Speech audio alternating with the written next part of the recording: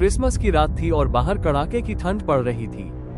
बर्फ के फाहे धीरे धीरे गिर रहे थे, जिससे दुनिया एक सफेद चादर में ढक गई थी। राहुल, एक युवा लेखक, ने हाल ही में शहर के शोर से दूर एक पुराने और एकांत घर में रहने का फैसला किया था।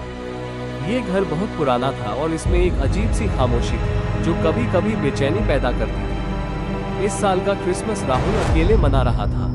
उसने अपने छोटे से कमरे में एक क्रिसमस ट्री सजाया था।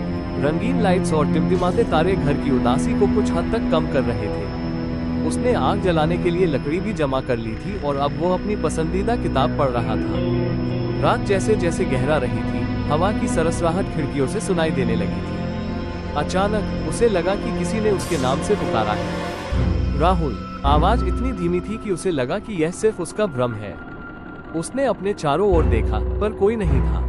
उसने फिर से किताब पर ध्यान लगाया, लेकिन इस बार उसने घर के दूसरे कमरे से एक हल्की सी हंसी की आवाज सुनी। ये हंसी एक बच्चे की लग रही थी, लेकिन इसमें खुशी नहीं, बल्कि एक अजीब सी उदासी थी। राहुल का दिल जोरों से धड़कने लगा। उसने अपनी हिम्मत बटोरी और धीरे धीरे उस कमरे की ओर बढ़ा जहां से आवाज आई थी। यह एक पुराना खाली कमरा था जिसमें धूल भरी हुई थी, लेकिन कमरे के एक कोने में एक लकड़ी की घोड़ी धीरे धीरे हिल रही थी। वो डर के मारे तुरंत पीछे हट गया।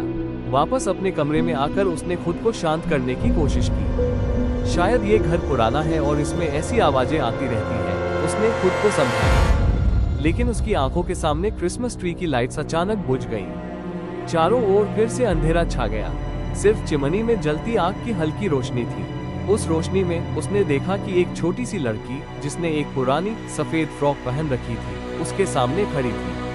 उसकी आंखें खाली और उदास थी और उसके बाल बिखरे हुए थे। वो डर से कांप गया, पर वो भाग नहीं सका। वो लड़की धीरे धीरे उसके पास आई और उसके क्रिसमस ट्री की तरफ इशारा किया। राहुल ने हिम्मत करके पूछा, तुम कौन हो? लड़की ने कोई जवाब नहीं दिया, बस अपनी उंगली ट्री की तरफ किए रखी। राहुल ने ट्री के पास जाकर देखा, पर उसे कुछ भी अजीब नहीं लगा। तभी उसने ट्री के पीछे एक पुरानी डायरी देखी। उसने डायरी उठाई और जैसे ही उसे खोला, लड़की हवा में गायब हो गई। डायरी में लिखा था कि यह घर एक छोटे परिवार का था जो कई साल पहले यहाँ रहते थे।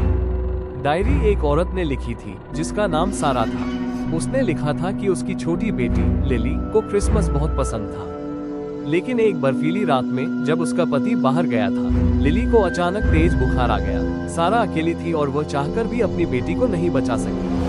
लिली की मौत क्रिसमस की रात को ही हो गई थी और सारा इस सदमे से कभी उबर नहीं पाए।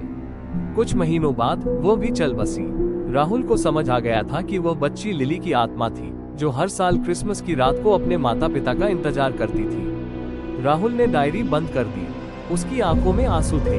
उसने क्रिसमस ट्री की लाइट्स फिर से जलाई। उसने लिली की याद में एक मोमबत्ती जलाई और उसे कमरे में रख दिया। उसने रात का खाना बनाया और एक प्लेट मोमबत्ती के पास रख दी। ये तुम्हारा क्रिसमस है, लिली, उसने धीरे से कहा। तुम अकेली नहीं हो। इस बार उसे एक अजीब सी शांति महसूस हुई।